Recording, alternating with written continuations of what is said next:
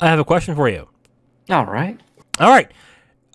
In the next couple of weeks, we're going to hear the announcements for the nominees for the Game Awards. And the Game Awards, I believe the Game Awards is going to be December 8th. So that's going to be Thursday, December 8th. And they're going to have their nominees, I would hope soon, but apparently it might be till the end of the month, which I think is a little strange. So my question simply is this, Zero. Who do you think will get nominated for Game of the Year at the Game Awards this year? Part of me jokes about this, but part of me is kind of half serious on this. I potentially see Elden Ring just sweeping the shit out of everything. Okay. So you definitely think Elden Ring is getting nominated? Yeah. Okay. I agree with you. And, I think Elden Ring. Well, nominated and likely to sweep most of the awards for the game and for the Game Awards and everything. So you don't think the buzz for God of War Ragnarok might not supplant that? Not really. Okay. Mostly because Ragnarok does a lot of things that are that iterate on the God of War reboot back on PS4. So it's not going to be seen as revolutionary or anything like that. Whereas Elden Ring, the buzz that it got just earlier this year, and just, oh my god, it's a revolution in the whole like Dark Souls style game. Oh my god, it's so good. Story is great. All this other stuff. So I potentially just see Elden Ring as being the game that just sweeps the entire Game Awards. I agree with you. I think it will get nominated. I think it will essentially just win everything at this point. So I do agree with you on that point as well. What else do you think will get nominated? I'm talking about nominations. I'm not talking about who you think will win. I'm talking about who you think will get nominated. And just so we are clear, the nominations from last year were six, or about six of them. So why don't we stick with six games that you think will get nominated for best game this year? Okay. God of War. If it came out, or if it was considered within the timeline, that one is probably going to be maybe one of the nominees. Mm-hmm. I mean, God of War got to the critics before then, so I think it does count. I agree with you. Elden Ring will get nominated. I think God of War Ragnarok will get nominated. I think Horizon Forbidden West will get nominated, even though people cooled on that pretty quick. And that's mainly because Elden Ring came out around the same time. So that, I think, is part of the reason why. Yeah. I think Vampire Survivors will get nominated for Game of the Year. Yeah. I mean, that one was kind of an indie darling and everything, so I could definitely see that. This one might be a little bit on the niche end of things, but maybe Xenoblade Chronicles 3. Okay. Xenoblade Chronicles 3? Yeah, because that one ended up being a pretty solid game. Okay.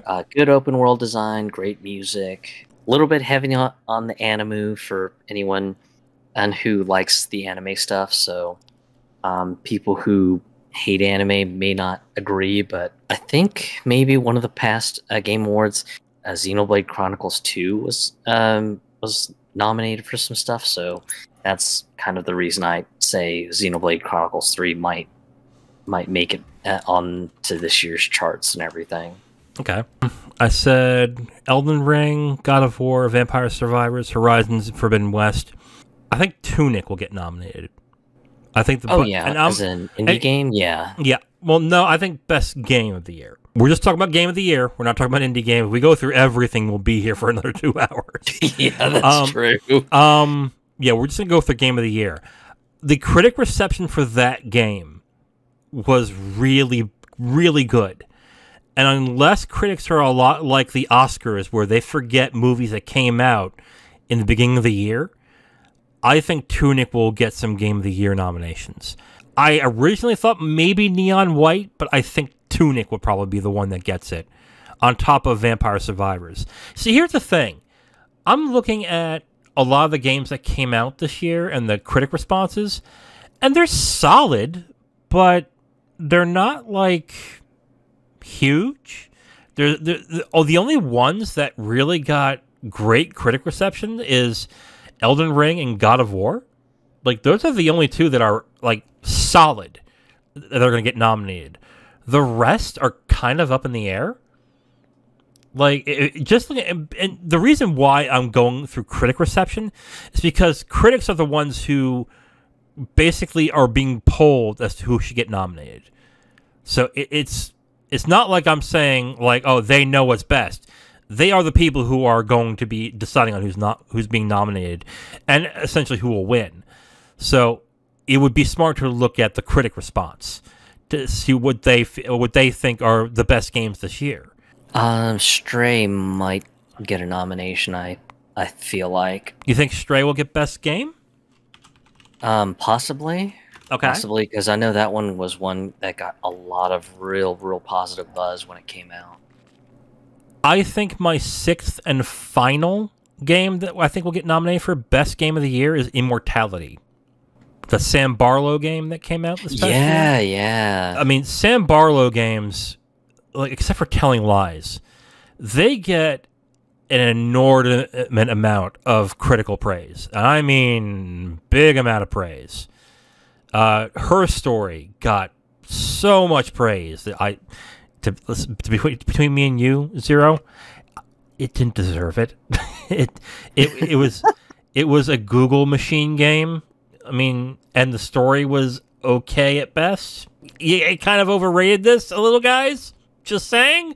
But yeah, I think here are my 6. Okay, Elden Ring, God of War, Ragnarok, locks. I think Vampire Survivors is a lock.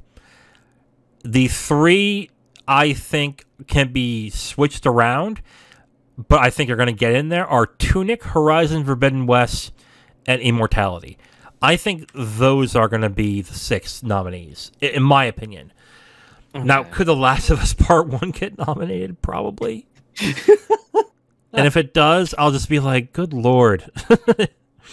But yeah, so far you have Elden Ring, God of War Ragnarok, Xenoblade Chronicles 3, and Stray.